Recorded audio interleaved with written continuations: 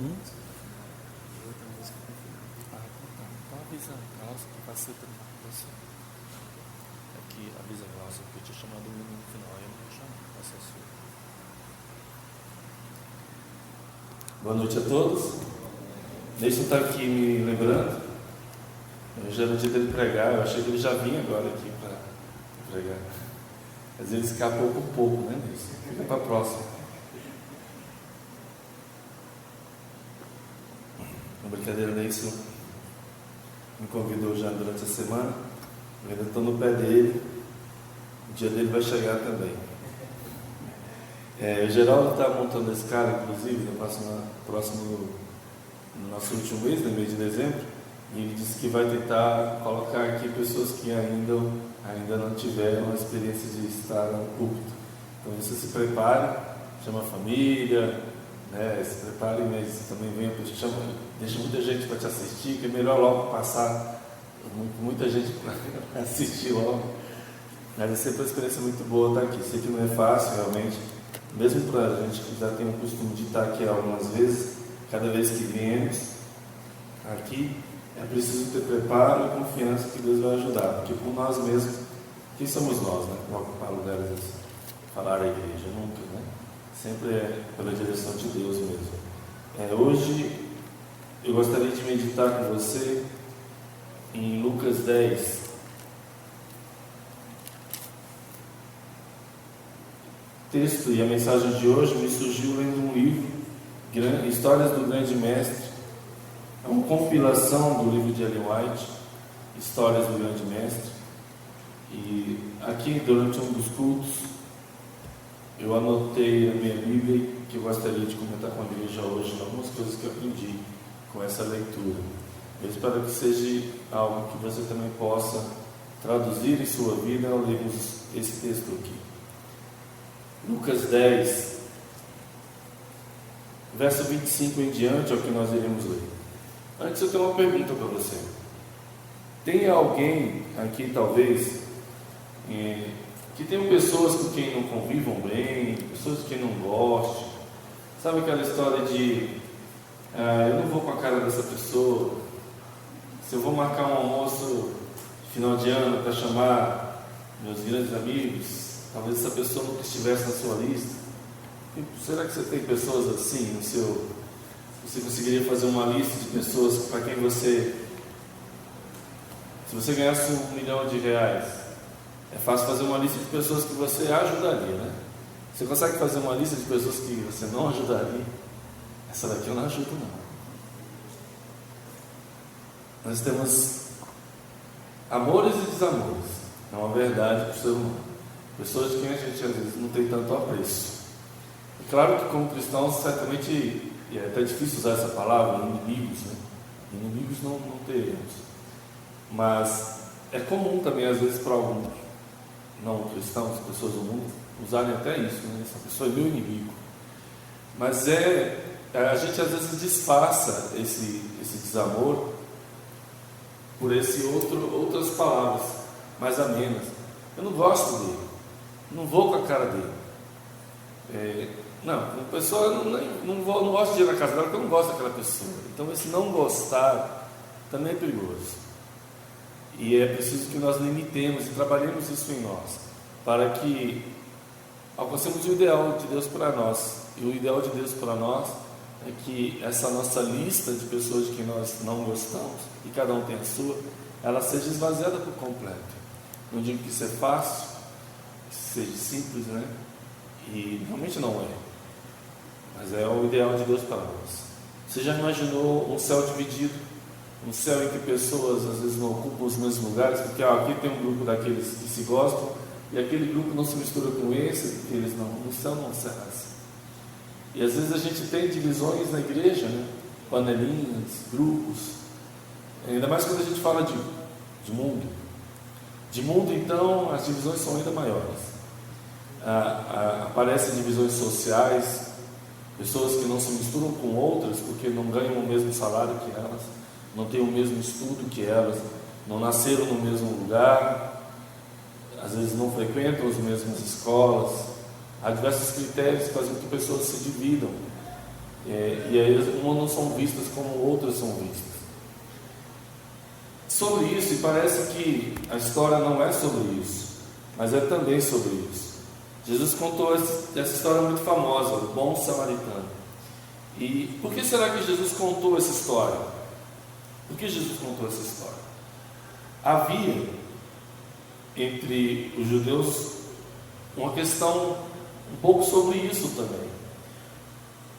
Todo mundo conhecia a regra: amar ao próximo como a ti mesmo. Eu deveria amar a todos. Eles sabiam qual era o ideal de Deus para eles. Mas eles tentavam assim: como é que eu vou justificar, olhando para o ideal de Deus, o fato de que eu tenho um inimigo? Porque eles tinham inimigos. Eles tinham pessoas de quem eles não gostavam. Eles não gostavam dos samaritanos, eles não gostavam dos romanos, eles não gostavam daquelas pessoas impuras, imorais, como os publicanos, leprosos, pecadores, prostitutas. Como é que eu vou justificar o meu não gostar? Como é que eu vou justificar diante da regra divina de que eu tenho que amar todo mundo de igual maneira? Uma coisa que a gente conhece como o princípio da igualdade, né? Tratar todo mundo de igual forma. Mas eu não quero tratar assim, porque eu gosto de uns mais do que outros. E como é que eu vou justificar o meu desgostar de um, gostar do outro, pela regra bíblica? Aí eles criaram uma desculpa para o seu pecado. Não, essa história de amar o próximo é alguém do meu convívio. Próximo é alguém que está no meu seio familiar, é alguém com quem eu convivo. Essas pessoas não são do meu convívio, não estão próximas de mim. Eu ajudo aqueles que estão próximos de mim. Era uma forma, de usar a letra para justificar, esquecendo o princípio. E essa discussão, que era muito acirrada naquele tempo, foi trazida a Jesus. Senhor, quem é o meu próximo? E aí, para explicar para as pessoas a quem nós devemos amar, Jesus conta a história do bom samaritano. Lucas 10, 25, eu vou ler um pouco da história, depois nós vamos entendendo algumas lições sobre ela. Eis que certo homem, intérprete da lei, se levantou com o intuito de pôr Jesus à prova e disse-lhe: Mestre, que farei para herdar a vida eterna? Então Jesus lhe perguntou: que está escrito na lei? Como interpretas? A isto ele respondeu: amarás o Senhor teu Deus de todo o teu coração, e de toda a tua alma, e de todas as tuas forças, e de todo o teu entendimento. E amarás o teu próximo como a ti mesmo. Veja que ele conhecia, de maneira teórica, muito bem qual era o princípio, qual era a intenção de Deus para a vida dele, qual era o querer de Deus para a vida dele. Amar ao Senhor acima de todas as coisas, e amar ao próximo como a ti mesmo. E então Jesus, verso 28, então Jesus lhe disse: respondeste corretamente, faze isto e viverá. Ou seja, você já conhece a resposta do que você me pergunta, é essa, não há outra. E olha que engraçado que essa discussão ela está dentro de um contexto de uma pergunta muito repetida: o que eu faço para herdar a vida eterna? Era disso. Estávamos aqui perguntando, eles estavam ali falando sobre como é o passaporte para o céu, como é o modo de vida do cidadão do céu, como vive o cidadão do céu. É claro que a salvação vem por meio da graça, pela cruz de Cristo Jesus, mas olhando para os cidadãos do céu, era possível identificar algo em comum a todos eles, uma filosofia de vida que era comum a todos eles. E aí isso demonstra bem essa filosofia de vida, e Jesus lhe disse: faz isto e viverás. Uma regra de vida: fazer isso e viverás. E aí ele, tentando se justificar, no verso 29 diz: e quem é o meu próximo? Quem é o meu próximo? No verso 29. Para nós, às vezes, a gente pode fazer a mesma pergunta: quem é o meu próximo? Será que é importante saber quem são as pessoas que eu considero como próximas a mim? Eu julgo muito importante isso, porque nós temos essa tendência de nos relacionar bem com um, não com o outro. É importante que a gente derrube barreiras. Quando se trata de ajudar pessoas, de fazer o bem a pessoas, não podemos colocar barreiras para isso. eu ajudo esse, mas essa aqui eu não ajudo, porque eu nem vou com a cara dessa pessoa, ela que se vire. Eu não posso fazer, eu não posso agir assim. Nós não podemos ter esse tipo de acepção de pessoas, porque Deus não faz acepção, Ele não há com Ele preconceito algum. Mas qual é o critério que Jesus usou? Será que Ele considerava como próximas as pessoas que tinham a mesma fé? Será que eram próximas as pessoas que moravam no mesmo bairro? Meu vizinho é meu próximo, esse aqui não é meu próximo. Qual era o critério? A história que eu estou aqui falando por alto, mas que você conhece bem, ela, pela história, nos mostrou de modo prático qual deve ser o nosso critério. E o critério era o seguinte: não era nacionalidade, não era classe social, não era idade, não era afinidade. Era uma única questão: todo aquele que precisa de ajuda é o meu próximo. Se alguém precisa da minha ajuda, pouco importa a nacionalidade dele, se é judeu, samaritano, se é brasileiro, se é estrangeiro, se ele precisa da minha ajuda, ele é alguém próximo de quem eu tenho que me aproximar. É melhor a gente trazer assim o meu próximo como alguém de quem eu tenho que me aproximar, que eu coloco para mim a obrigação de fazer algo pelo outro. Se ele precisa de mim, então é alguém que Deus colocou para que eu me relacione para ajudar. Não importa a idade, não importa a classe social, não importa a fé, não importa o que ela tem praticado, eu tenho que me aproximar, porque ela é próxima de mim. Para ajudar às vezes de modo prático também, eu tenho usado um pouco isso em algumas coisas que eu vou fazer. E você pode traduzir isso no seu trabalho também. Quando você vai trabalhar e alguém lhe pede algo, vai atender. Eu atendo muito ao público onde eu estou. E às vezes algumas pessoas tratam de forma dura, de forma ríspida. É muito comum no serviço público as pessoas com a correria, vêm com o estresse de casa, e às vezes é ríspido e duro com a pessoa com quem está atendendo. E às vezes eu vejo, vem uma senhora, eu levanto da minha cadeira e penso: a minha mãe está do outro lado do balcão. A minha mãe é uma pessoa com pouca escolaridade, com certeza se ela tivesse que ir ali tratar de uma questão mais complexa ligada à justiça, certamente ela não ia saber como lidar com aquilo. E é assim que as pessoas vêm e são recebidas. Às vezes você pode ter que, uma criança vem e lhe pergunta alguma coisa, e você ao olhar para ela pode pensar assim: o meu filho fala comigo agora. Talvez por ter a mesma idade, uma idade próxima do seu filho, você consegue enxergar no outro alguém próximo a você. Isso te ajuda a ter empatia, isso te ajuda a ter compaixão, te ajuda a reconhecer como melhor tratar as pessoas. E se a minha mãe estivesse do outro lado desse balcão? E se fosse o meu filho me pedindo pão? E se fosse a minha esposa me pedindo ajuda agora? Se fosse a minha mãe, se fosse meu pai, se fosse um amigo meu que eu muito gosto? A gente começa a dar o tratamento para pessoas que às vezes a gente nem conhece, nunca viu, mas o mesmo tratamento que eu dispensaria a alguém próximo a mim. Esse é o princípio da igualdade que Deus quer que nós vivamos. Não importa de onde veio, quem é, se eu conheço ou não. Se precisou, se eu posso ajudar, fico feliz em ajudar. O que eu posso fazer por você, como posso ajudar, é uma frase muito comum se encontrar nos bancos. Você já foi ali? Aquelas pessoas ficam vestidas com a camiseta escrita assim: posso ajudar? E aí quando chega uma pessoa idosa, que às vezes não sabe mexer na máquina, alguém que não sabe fazer, ele já tem aquela pergunta: posso ajudar? Ele já está ali disposto a ajudar. Bom, nós poderíamos ter isso no peito, né? Posso ajudar? As pessoas olharem para nós como alguém que, há ali empatia, há ali compaixão, ali não há o desgostar de alguém. Eu não gosto dessa pessoa, eu não atendo bem, eu não faço bem. Isso nós podemos levar para o nosso dia a dia na prática, mas pode valer para outras coisas também.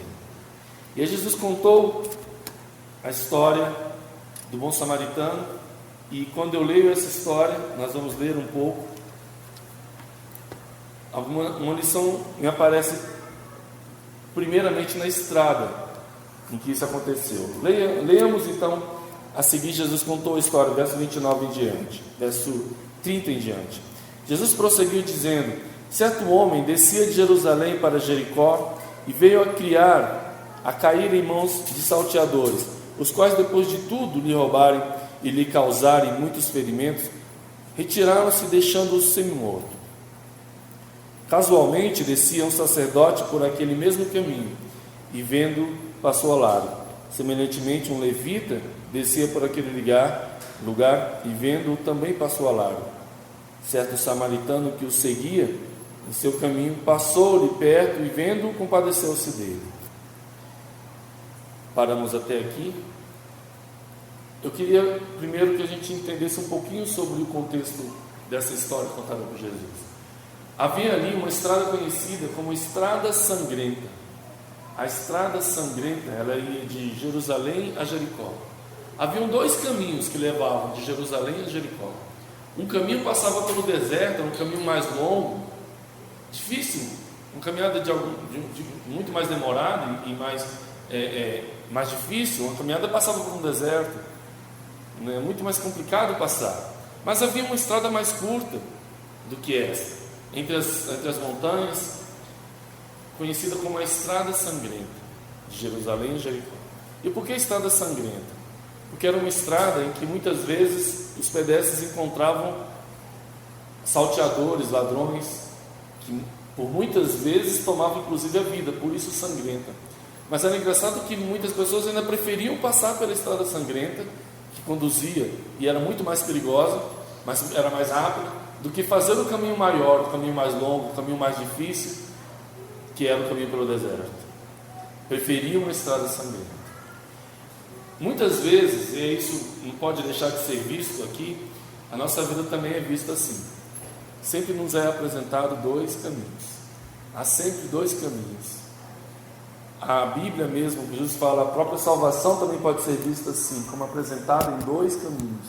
Uma estrada larga, que aparentemente é fácil, mas muito perigosa, porque conduz à morte.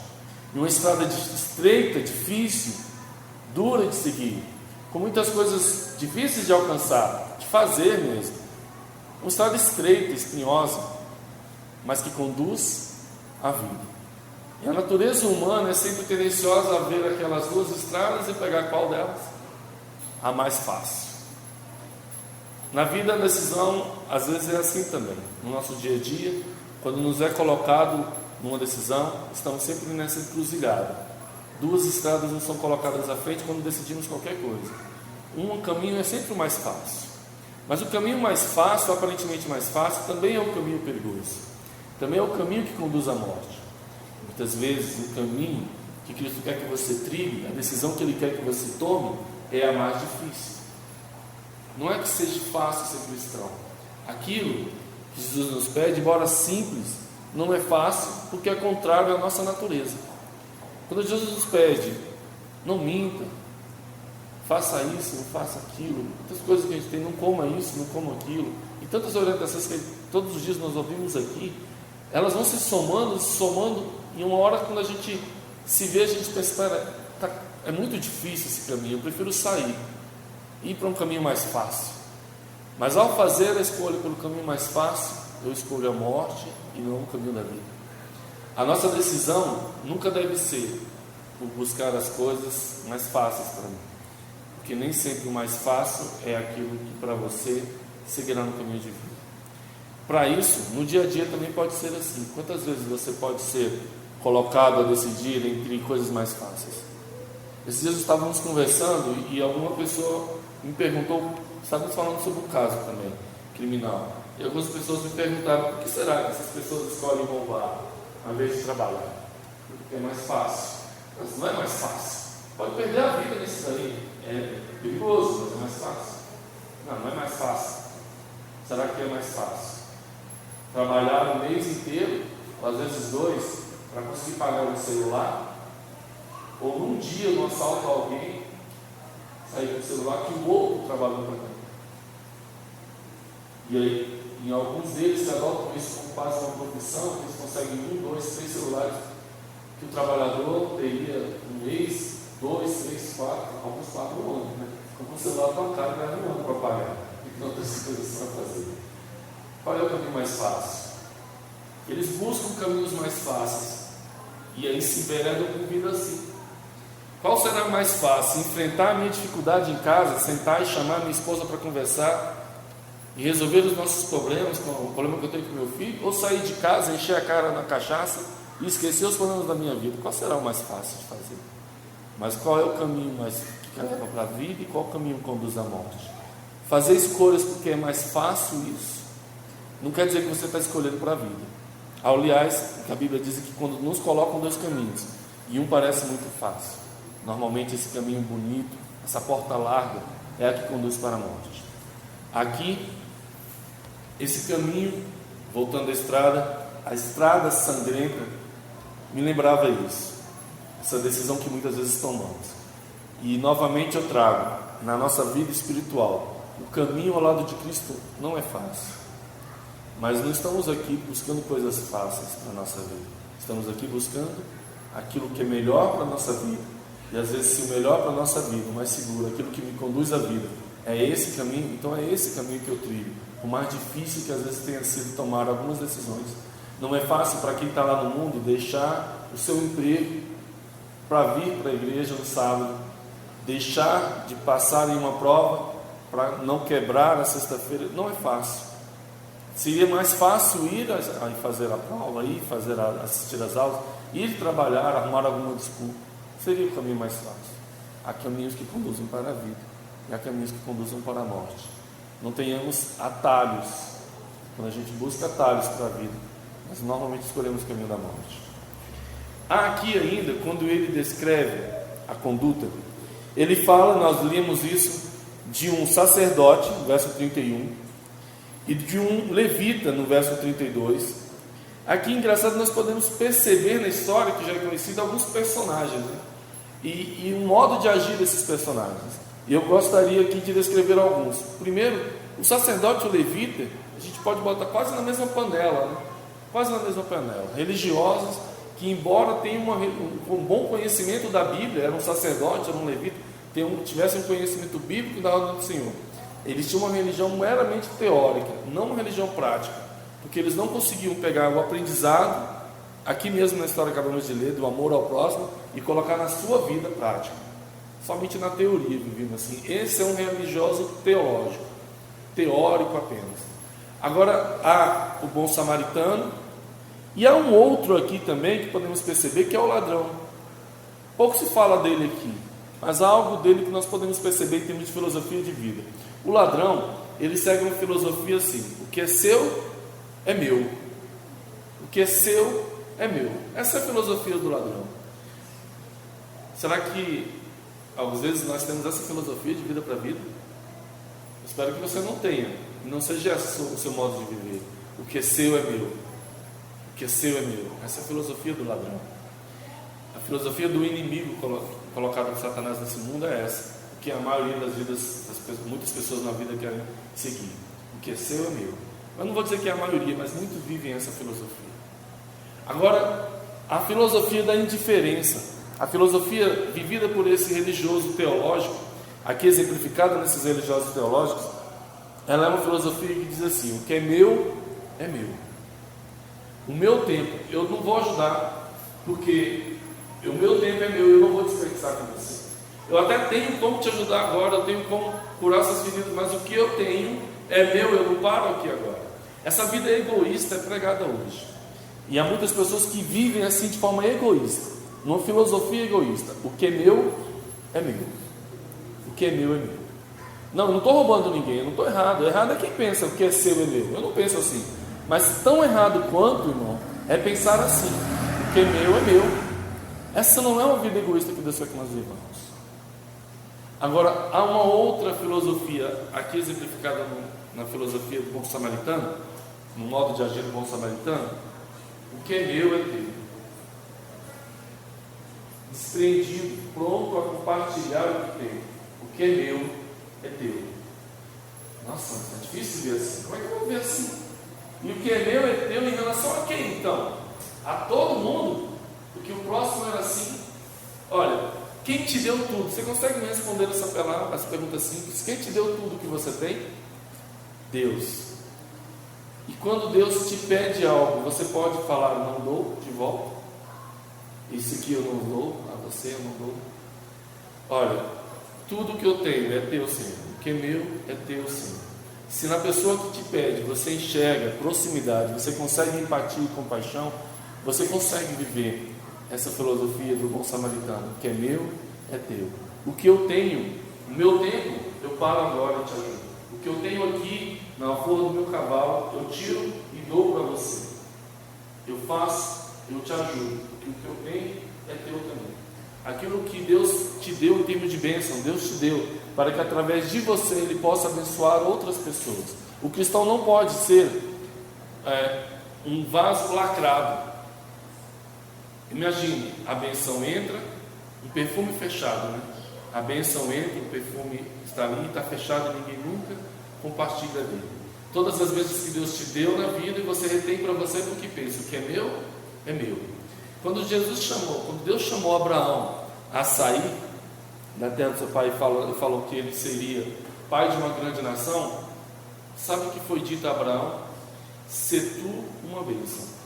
É engraçado que aqui no bosque, se eu não me engano, para cá eu vi uma casa que na porta, pregada no muro, nessa rua aqui à frente, está escrito assim: ser tu uma bênção. E o verso de Gênesis que traz isso. O que diz por isso por princípio? Que quando Deus nos abençoa, Ele faz isso para que nós nos tornemos uma bênção para quem se aproxima de nós. Eu não posso reter a bênção, eu não posso reter o perfume. Deus me abençoa porque através de mim Ele consegue abençoar outras pessoas. O que é meu é teu, Senhor. O que é meu é teu, Senhor. Se Deus me deu o carro, eu tenho que estar pronto a ajudar. Deus me deu a casa, como eu posso ajudar? Deus me deu esse talento, esse dom, como eu posso ajudar? Como é que eu posso ajudar a outras pessoas com os dons e talentos e bênçãos que Deus concedeu à minha vida? Como é que eu faço isso? Você pensa. Eu não estou dando regras de como você deve viver. Você deve entender o princípio por trás. Nós não devemos ter uma vida egoísta, uma filosofia de vida egoísta. E através disso talvez fique para você perguntar: qual tem sido a sua filosofia de vida? O que é teu, o que é seu é meu? O que é meu? O que é meu é teu, Senhor. Esse é o ideal de vida de Deus para nós. Bom, mas ainda falando da história, nós falamos de alguns personagens. Eu gostaria que nós pensássemos um pouquinho sobre uma outra pergunta. Entre esses personagens que foram lidos aqui, quem é você nessa história? Já parou para pensar? Já leu essa história sobre essa ótica? Se você fosse se colocar na história do bom samaritano, quem é você nessa história? Quem é você nessa história? Vamos lá. O ladrão? Não. Ladrão não. Graças a Deus é amém, irmão. Realmente não é. O ladrão é aquele inimigo, aquele que vem para tomar e trazer dor, sofrimento para outras pessoas. Muitas vezes na Bíblia ele é exemplificado, né, por Satanás, aquele que vem trazer o mal, o nosso inimigo. Ele aqui é muito bem exemplificado pela própria figura de Satanás. É aquele que assalta pessoas, derruba essas pessoas, arranca delas o que elas têm e larga elas jogadas na sarjeta desse mundo. Essa estrada sangrenta, para mim, muito bem representa a vida lá fora. Não aqui no caminho difícil, mas lá no caminho que muitos acham que é o caminho fácil. Quando lá fora há muitas pessoas largadas, assaltadas pelo inimigo ladrão que é Satanás, que tomou muita coisa da vida dele. Esse mundo já tomou tanta coisa dele, tomou bem, tomou casamento, tomou filho. Ele está lá na sarjeta, largado e sangrando, porque um ladrão veio e o assaltou. Satanás é o inimigo das nossas almas, o inimigo de Deus, o inimigo das nossas almas. Ele não quer deixar nada em nós. Tudo que temos ele quer tomar, até a nossa própria vida. Esse é o ladrão. Esse é o ladrão. Não somos nós. Mas muitas vezes ele age nos usando como instrumento. Isso é muito perigoso. Nós devemos ter esse cuidado para não sermos instrumentos dele, sim instrumentos de Deus. E os religiosos? Também não quero ser um religioso indiferente, um religioso que tem uma religião teórica, até conhecedor da Bíblia, mas que na prática não consegue ajudar ninguém. Esse não é o tipo de religião que nós queremos ter. Nós queremos ter uma religião prática, aquela que vive o amor a Deus e o amor ao próximo. Esse é o religioso que nós queremos ser. Esse é o cristão que se pretende ser, e não um cristão apenas meramente teórico, que veste uma roupa bonita, vem à igreja, mas que na prática não consegue amar ninguém, não consegue ter uma vida de igualdade com outras pessoas. E o samaritano? A quem representa? Será que somos nós? Olha, o padrão de vida do samaritano é algo a ser buscado, mas não que sejamos nós, porque há alguém que entregou tudo, desceu e foi lá para salvar aquelas pessoas que foram assaltadas por Satanás e estavam sangrando na estrada desse mundo. Tem mesmo uma pessoa que deu tudo, foi lá, curou as feridas, sarou as feridas, jogou sobre os seus ombros, carregou, levou sobre si as dores de todos e a todos curou. Tem um homem que fez isso por toda a humanidade. Esse homem é um exemplo que para nós é modelo de vida e nós devemos seguir. Ele é Jesus. Mas nós devemos seguir o seu modelo de vida, mas não somos nós o bom samaritano nessa história. Por mais que você faça boas coisas, nós não somos Jesus nessa história. Bom, não há ninguém tão bom quanto o nosso Deus, nosso Jesus, que tudo largou para vir aqui e nos socorrer. Um dia, quem sabe, se formos olhar então, Anderson, se eu não sou ladrão, não sou religioso, não sou samaritano, quem sobrou? O ferido? Eu sou ferido? De certa forma, sim, somos todos feridos pelo pecado. Estamos ainda no processo de cura, ainda fomos atacados pelo inimigo. Talvez há aqui no banco da igreja alguém que ainda sangra por causa daquilo que o inimigo fez com ele. Há talvez pessoas que ainda estejam feridas aqui e eles estão no processo de cura. Quem vai curar você é Jesus. Quem vai curar você é Jesus. Por causa do que o inimigo fez a você, talvez hoje você não esteja ferido, na sarjeta talvez. Mas há muitas pessoas aqui que já conseguiram alcançar a cura, que olham para o seu coração e ele já foi curado por Cristo também. Talvez você já tenha passado por esse processo e hoje você já está restaurado. E aí você olha para o ferido e você pensa, eu não me enxergo mais como ferido, porque o Senhor já me curou. Amém, queridos? Porque o Senhor limpa os nossos pecados e dele já não se lembra. Se o Senhor não se lembra, por que eu vou me lembrar dos meus pecados? Por que eu tenho que ficar passando todo dia aquilo que o Senhor já perdoou, se eu já alcancei o perdão de Cristo? Se o perdão já foi me dado para curar a minha ferida? Todos nós já fomos feridos um dia. Talvez alguém ainda sangre, mas todos nós sabemos como é estar lá na sarjeta ferida. Eu acho que talvez a nossa melhor posição ainda não seja a do ferido. Que alguns vão estar nessa situação, outros já passaram. Qual é o nosso papel nessa história? Qual é o nosso papel nessa história? Vamos continuar lendo a história, talvez é porque você não enxergou a história toda até o final. Lucas 10, então, onde estávamos? Paramos no 33. Certo samaritano que seguia o seu caminho passou-lhe perto e vendo compadeceu-se dele. E chegando-se pensou-lhes os ferimentos, aplicando-lhe óleo e vinho, e colocando sobre o seu próprio animal, levou para uma hospedaria e tratou dele. No dia seguinte, tirou 2 denários e o entregou ao hospedeiro, dizendo: cuida deste homem, e se alguma coisa gastares a mais, eu te indenizarei quando voltar. Não que não sejamos feridos, não tenhamos sido feridos no dia, mas hoje, na posição que a igreja é colocada em termos de missão, nós nos enxergamos plenamente como um hospedeiro, alguém a quem Deus entregou o ferido para cuidar. Nós somos chamados a cuidar de outras pessoas que já foram feridas por Satanás, foram feridas pelo pecado, que sangravam no mundo, mas que Deus, Jesus foi lá, tirou daquele lugar, tirou da estrada sangrenta, trouxe para cá, para a igreja, que é a hospedaria do Senhor, entregou para você, que é o hospedeiro, e falou: cuida dele. Cuida dele. Esse é o nosso papel. E é engraçado pensar que o hospedeiro recebe a missão e pensa: eu vou cuidar desse ferido, porque um dia eu também já fui ferido. Olha a beleza da história. Um dia eu também fui salvo por esse bom samaritano. Um dia ele também curou os meus feridos. E hoje ele me entrega alguém e fala: cuida dele. Ele já curou, ele já tratou. Falou: agora ele me coloca os meus cuidados. De quem você tem cuidado? É muito comum na escola sabatina fazer aquela pergunta: quem está trabalhando, discipulando alguém? Está cuidando de alguém? Quem você tem discipulado? Quem você tem cuidado?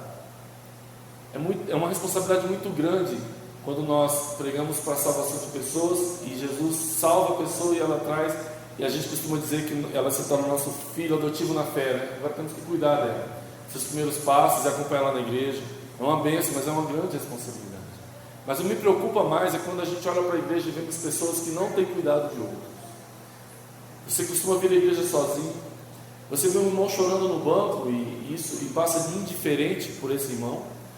Se é assim, talvez você se pareça mais com aquele levita e aquele sacerdote do que com o hospedeiro, aquele que aceita o chamado do mestre para curar outras pessoas também, para repetir e continuar o ato iniciado por Jesus. Irmãos, somos nós o hospedeiro nessa estrada. O estaleiro somos nós. Não é um trabalho fácil. Às vezes até os nossos recursos acabam, temos que usar nossos dons e talentos pessoais para isso. E eu queria encerrar com esse verso, o 35. O verso 35 tem aqui uma promessa para nós estaleiros. Cuida deste homem, e se alguma coisa gastastes a mais, eu te indenizarei quando voltar. Não há recompensa para o estaleiro. Quem vai pagar o estaleiro, com certeza não é o ferido. O ferido não vai pagar ninguém. Aquelas pessoas que Deus nos colocou, não é delas a gente não recebe recompensa, apenas mais trabalho às vezes. Quem nos recompensa? Quem recompensa aquele que se coloca na obra do Senhor para ajudar outras pessoas? Quem recompensa você, meu irmão? Quem te recompensa pelo trabalho que você faz aqui na hospedaria do Senhor, curando outras pessoas? Quem recompensa o tempo que você gasta aqui na igreja? Quem recompensa os talentos, a dedicação, às vezes um recurso pessoal financeiro que você investe aqui para ajudar outras pessoas? Quem te restitui? Quem te paga? Só Deus. Talvez você receba a bênção já aqui. Talvez você receba a bênção já aqui, porque quando o bom samaritano deixou, ele já deixou dons e talentos para que ele fizesse isso. Ele já deixou recompensas e bênçãos para que ele fizesse isso. Talvez já aqui você veja a recompensa. Mas se alguma coisa faltar, se aqui você não ver toda a recompensa que você merece, a promessa não é aqui. A promessa é que quando ele voltar, ele nos indenizará em dobro. Quando ele voltar, é que nós veremos a recompensa. Quando ele voltar, nós veremos o galardão. Irmãos, não que seja fácil amar o próximo como a nós mesmos. Não que seja fácil ver todas as pessoas como pessoas próximas a nós. Esse não é um caminho mais fácil. Há atalhos mais fáceis que esse. Mas esse é a ordem divina para a nossa vida. Esse é o modo de vida do cidadão do céu. E quando assim vivemos, nós recebemos a recompensa e o galardão com a volta do Senhor. Porque esse é o modo de vida dos céus. Verso 27, só para relermos. Amarás o Senhor teu Deus de todo o teu coração, de toda a tua alma, de todas as tuas forças e de todo o teu entendimento. Amarás o teu próximo como a ti mesmo. Faze isso e viverás. É o que diz o Senhor Jesus no verso 28. Faze isso e viverás. Enquanto meditamos sobre aquilo que temos que fazer, sobre aquilo que nos foi dado como missão, convido o Ney para que possamos meditar em mais um louvor.